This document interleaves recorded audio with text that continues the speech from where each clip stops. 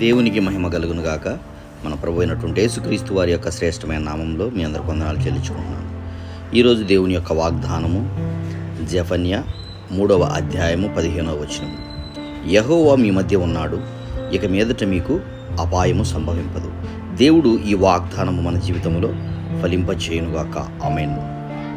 ఈ యొక్క వాగ్దానము ఎవరి యొక్క జీవితంలో ఫలిస్తుంది అనంటే, దేవుడు వారి మధ్యన ఉన్నాడు అని దేవుడు అంటున్నాడు. ఎవరి మధ్యన ఉంటాడు? దేవుని యొక్క రక్తములో కడగబడినటువంటి వారు, దేవుని యొక్క ఉన్నతమైనటువంటి కృపను బట్టి 100కి 100 దేవుని యొక్క ఉన్నతమైనటువంటి మార్గంలో నడవాలని ఆశ కలిగినటువంటి వారు, దేవుని యొక్క సొత్తుగా మార్చబడినటువంటి వారు, ఆయన విధులను ఆయన కట్టడలను గైకొని దాని మూలముగా జీవించేటటువంటి వారి మధ్యన దేవుడు ఉంటాడు.